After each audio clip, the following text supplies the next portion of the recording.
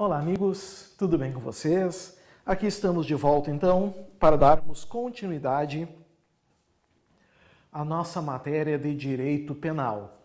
Estamos falando da lei penal e dentro da lei penal nós estamos na lei penal no tempo, já entrando então numa parte final, certo? Acredito eu que mais uma aula ou duas aulas nós fechamos a lei penal no tempo.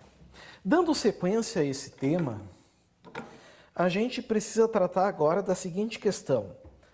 Olhem aqui, meus amigos, um exemplo, certo? Olhem um exemplo. Vamos pegar como base o artigo 148 do Código Penal. O artigo 148 do Código Penal caracteriza o crime de cárcere privado.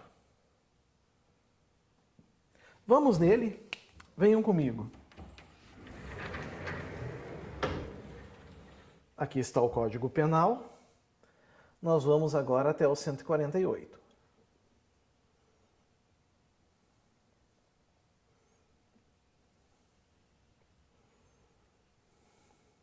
Aqui está. É o crime de sequestro e cárcere privado. Olhem o que diz. Privar alguém de sua liberdade mediante sequestro ou cárcere privado. Pena, reclusão de 1 a 3 anos. Certo? Reclusão de 1 a 3 anos. Então, é o sequestro, né?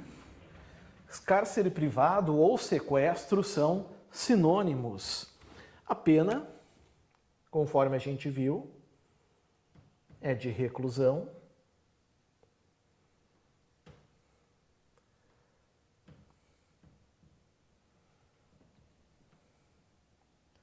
De 1 a 3 anos. Aqui está. Qual é o problema, pessoal, aqui? Na verdade, vai surgir uma situação peculiar que já andou caindo em prova. Vamos supor que no mês de março de 2020, vamos pegar assim, ó, 22/3/2020, vamos chamar o nosso amigo de novo, né? Nosso grande amigo Tício.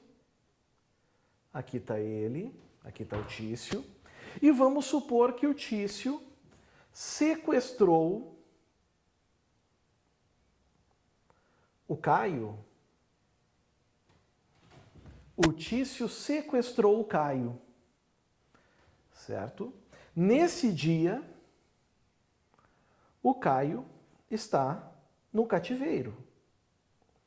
Está num local preso onde o Tício não permite que ele saia. Ah, professor, o Tício quer dinheiro? Não. Porque se o objetivo do Tício fosse obter vantagem econômica, o crime do Tício aqui seria extorsão mediante sequestro, o que não é o caso. O que o Tício quer aqui, na verdade, é apenas o cárcere. Pode ser por motivos de vingança, por exemplo, ele quer manter o Caio preso. Certo? Bom, a pena, conforme a gente viu, então, ela é de 1 a 3. Muito bem. 22/3/2020, nós temos essa situação. 22/3, não. Não. 22/4/2020, o Caio segue no cativeiro.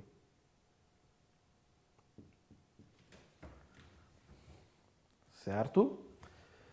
No dia 22/5/2020, o Caio segue no cativeiro. Agora atenção, suponhamos que no dia 20/6 de 2020 tenha surgido aqui uma nova lei. A Lei X. E essa Lei X estabelece que o crime de sequestro passa a ter pena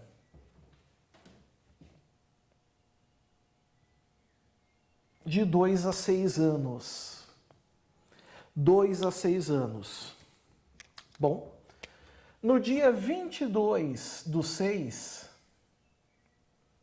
2 dias depois dessa lei entrar em vigor, a polícia estoura o cativeiro, solta o Caio e prende o Tício.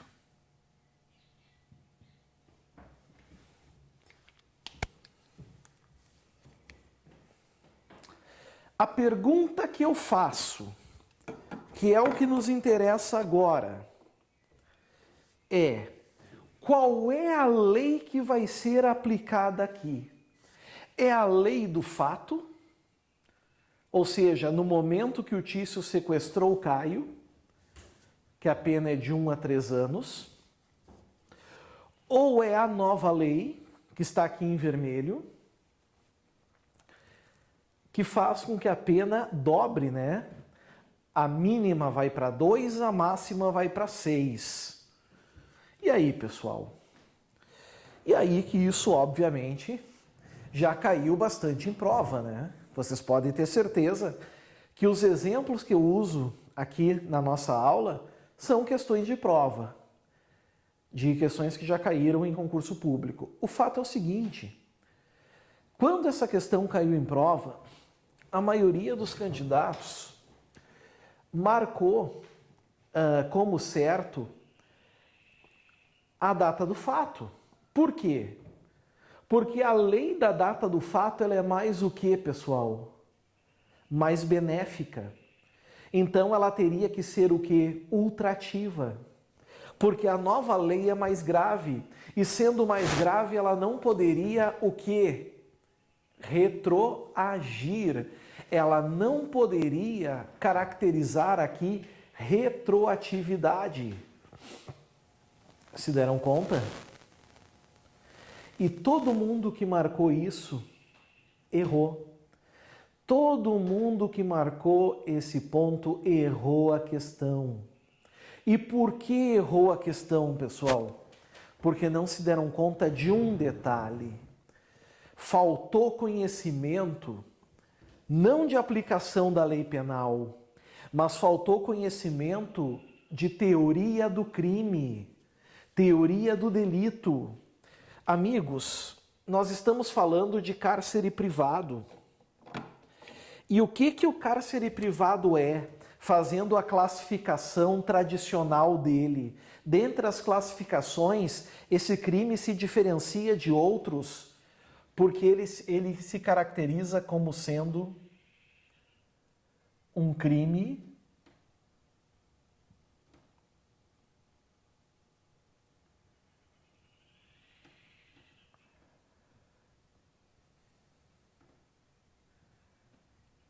permanente. Aqui está. Ele se caracteriza por ser um crime permanente. Talvez alguém queira me perguntar, mas professor, o que é um crime permanente? Bom, meus caros, crime permanente é aquele crime cuja sua consumação ela se prolonga no tempo. Enquanto o fato está ocorrendo, o crime está se consumando. É exatamente o contrário daquilo que nós chamamos de crimes instantâneos, que tem um momento certo de consumação. Por exemplo, o homicídio. O homicídio não é um crime permanente. O homicídio é um crime instantâneo. Por quê? Porque tem um momento certo da consumação, que é o momento da morte da vítima. Na verdade, tecnicamente falando, nós chamamos o homicídio de crime instantâneo de efeitos permanentes. Isso sim, crimes instantâneos de efeitos permanentes. Porque é instantâneo em virtude do momento da consumação. E permanentes são os seus efeitos. Até porque não tem como reverter. Mas o sequestro, ele é um crime permanente, porque enquanto a vítima estiver no cativeiro, o crime está se consumando. Tanto é que em qualquer um desses momentos, nós podemos ter o flagrante do Tício. Enquanto o Tício manter em algum local o Caio, o Tício pode ser preso em flagrante, porque o crime está acontecendo. Se deram conta? E aí vem a grande questão. No dia 20 de junho de 2020, quando surgiu a nova lei, eu pergunto, o crime já tinha ocorrido ou o crime ainda estava ocorrendo? Claro, o crime ainda estava acontecendo, pessoal. Estava ocorrendo. Então, no dia 22, o crime também continuava acontecendo. Isso significa o quê? Isso significa, pessoal, que o Tício, ele não encerrou o crime antes da entrada em vigor da nova lei.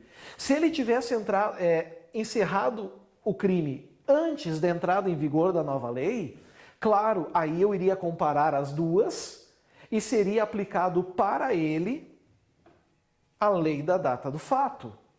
Mas como ele preferiu, mesmo que ele não saiba que vem uma lei nova, isso se presume, como ele preferiu seguir na empreitada criminosa, certo? Mesmo com a lei nova, significa que ele cometeu o crime na vigência da lei nova.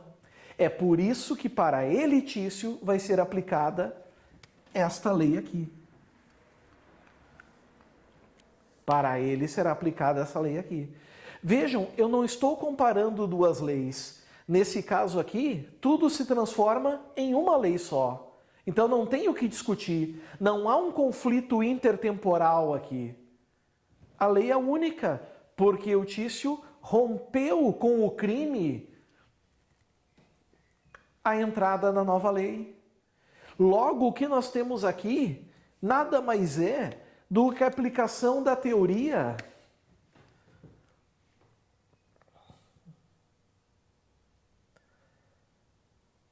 tempus regit actum. Aqui está. Nada mais é do que isso. É a teoria do tempus regit actum. Ou seja, amiguinhos, essa lei entrou em vigor quando o fato ainda estava acontecendo, a ação estava ocorrendo. Então é ele que vai ser aplicado. Detalhe, independente se essa lei aqui é mais grave ou mais branda que a outra. Não importa, porque é essa lei que passou a prevalecer para o fato que está acontecendo. Se aqui fosse 6 meses a 1 ano, era essa que iria ser aplicada. Não porque ela iria retroagir, mas porque é a lei do fato. Então entendam o seguinte, eu gostaria que vocês entendessem o que eu vou colocar aqui no quadro. Nos crimes permanentes, e isso já caiu em prova, então coloquem aí. Nos crimes permanentes,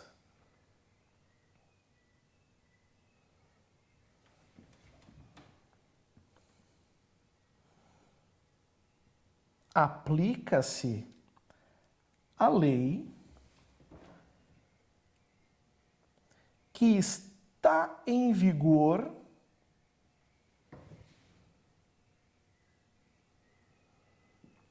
no momento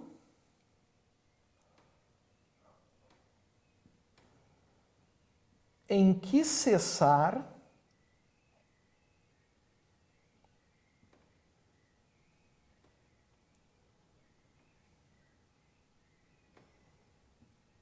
a permanência.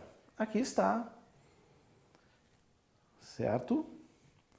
No momento em que cessar a permanência. Pronto. Não importa se é uma lei mais branda ou uma lei mais grave, mas é a lei que passou a reger toda a cadeia criminosa. É tudo um crime só. Desde 22/3 até 22/6, é um crime de é um crime de cárcere privado. Resolvido? Certo essa questão? Muito bem. Mais um ponto aqui que a gente resolveu. Agora é um pontinho bem simples de trabalhar.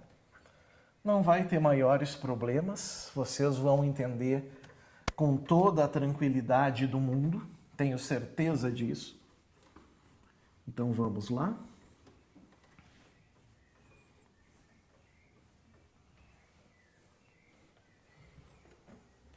Aqui, meus caros, a gente vai falar agora sobre a aplicação da lei penal em situações envolvendo a chamada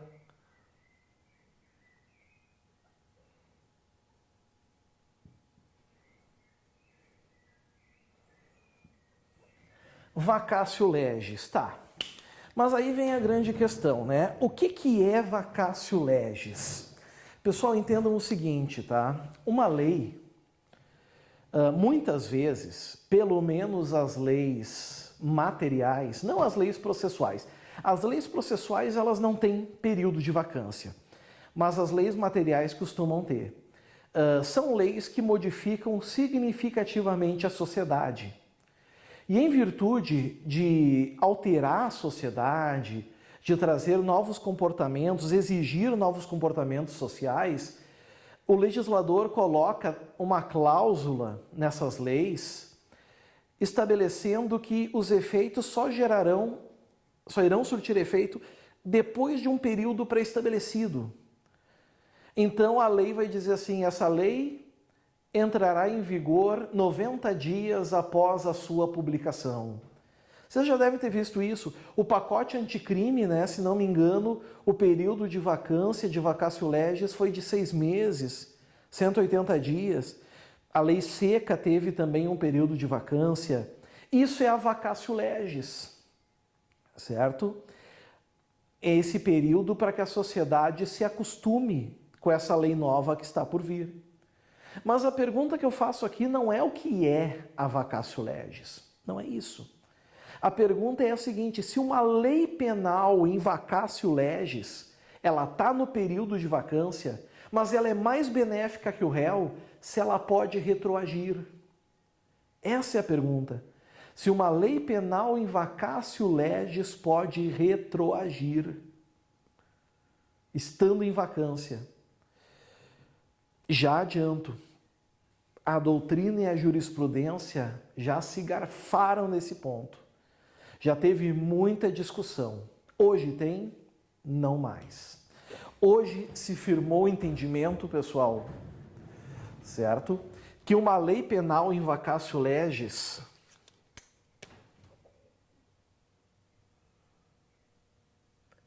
não pode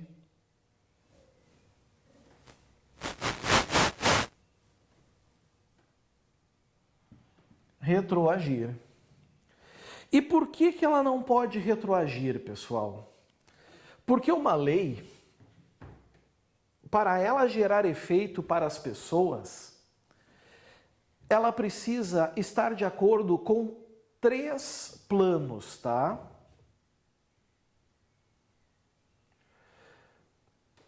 O plano da existência, P, ou seja, a lei tem que existir. PV, que é o plano da validade, está aqui. E outro PE, só que agora o plano da existência. Aliás, desculpa, o plano da eficácia. Vamos pôr assim, e aqui X. Existência, validade e eficácia. Uma lei em vacatio legis, tá? Ela existe. Ela existe, ela foi publicada. Ela é válida porque preencheu todos os requisitos que devem passar uma lei lá do processo legislativo da Constituição Federal. Então, tudo ok. Mas ela ainda não é eficaz, porque tem aquele prazo, e esse prazo é como aquele jogador que fica se aquecendo na beira do campo lá do estádio, para entrar no jogo. Ele existe, ele nasceu, ele está ali, ele é válido, ou seja, ele está regularmente inscrito no torneio, foi escalado, mas ele ainda não é eficaz, ele ainda não pode fazer gol, ele não pode ainda defender se for goleiro, porque ele ainda está se preparando. Então, amigos, uma lei penal in vacatio legis, ela não tem eficácia ainda erga omnes, ou seja, para todos. Uma lei tem que ter efeito erga omnes, para todo mundo. Então, se a lei in vacatio legis, ela não pode servir, por exemplo, para prejudicar um réu, pelo mesmo motivo ela não pode servir para beneficiar. Ou a lei gera efeito para todo mundo ou para ninguém, mas ela não pode gerar efeito para uma ou algumas pessoas de forma específica. Certo? Então, cuidem esse detalhe com a lei penal in vacatio legis. Ela não poderá retroagir. Certo? Cuidem esse detalhezinho. Vencemos aqui também.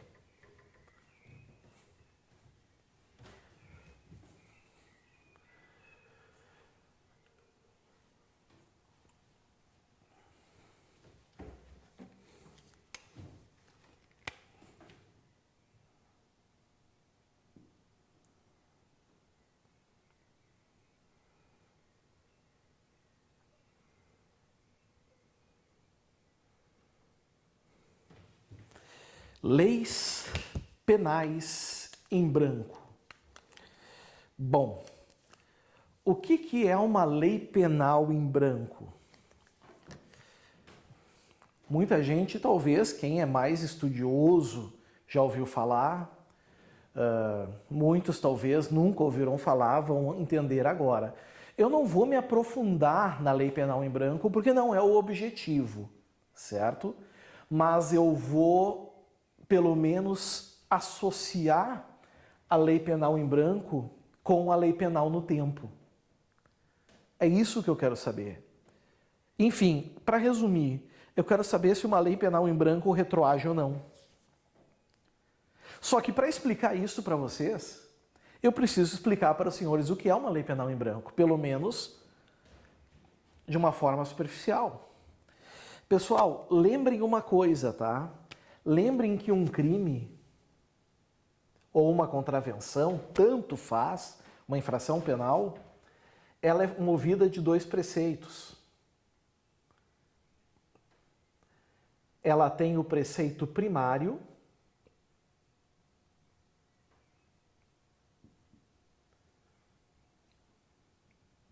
claro, ainda falando da vacância, depois que a lei penal passar o período de vacância, se ela for mais benéfica, claro que ela vai retroagir. Eu estou dizendo no período da vacância, deixando bem claro. E o preceito secundário. Preceito primário e preceito secundário. Qual é a diferença? Preceito primário é a previsão da conduta criminosa. Por exemplo, o artigo 121, que é o homicídio. O preceito primário é o matar alguém. Isso é o preceito primário, é o comportamento delituoso. O preceito secundário, amigos, é a sanção, é a pena. Então, no preceito secundário do homicídio, é reclusão de 6 a 20 anos. 6 a 20 anos, ali está. Qual é a jogada agora aqui? O que eu quero que vocês entendam, pessoal? Vocês precisam entender um detalhezinho muito importante. As leis penais em branco, elas influenciam aqui, ó, no preceito primário. Não há alteração no preceito secundário. Bom, até existe quando a gente trabalha a chamada lei penal em branco às avessas, que é quando nós temos problema aqui no preceito secundário. Mas aí não interessa para nós aqui, até porque aí nós temos problema na tipificação como um todo, certo? Mas na lei penal em branco normal, a incidência no preceito primário, porque o preceito primário ele é incompleto. Existe uma lacuna.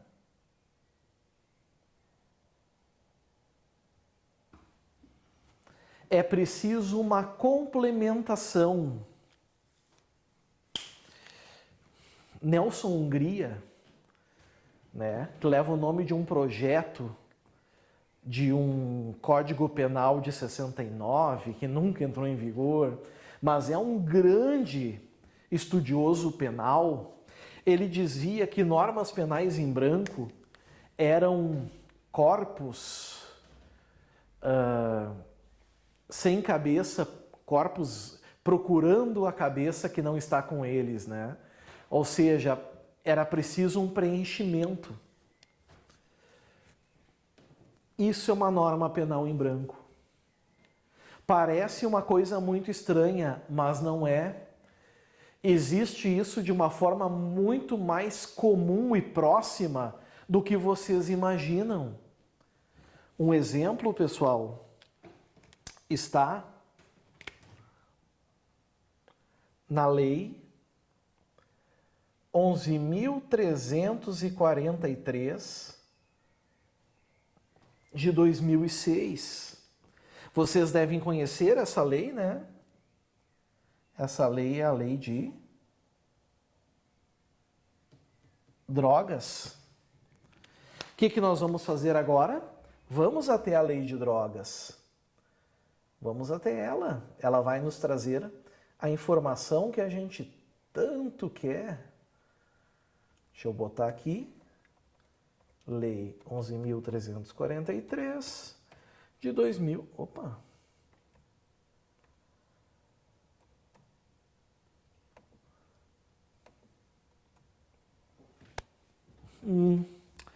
Pelo jeito deu uma pane aqui. Voltou. Que bom.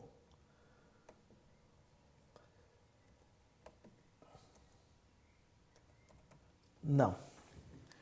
Deu tilt mesmo. Deu tilt mesmo. Bom, de qualquer maneira, pessoal, o que eu quero te dizer para vocês? A lei de drogas, ela é uma norma penal em branco. Mas por que ela é uma norma penal em branco? Vamos fazer o seguinte. Enquanto eu arrumo essa naba aqui, do tilt que deu, nós vamos tomar um cafezinho, vamos tomar um chazinho, e daqui a uns minutinhos, então, estamos de volta, onde provavelmente, nós vamos encerrar o tema de lei penal no tempo, já embicando para falar da lei penal no espaço. Então, aguardo vocês para o próximo vídeo. Valeu, meus caros, até a próxima. Tchau, tchau.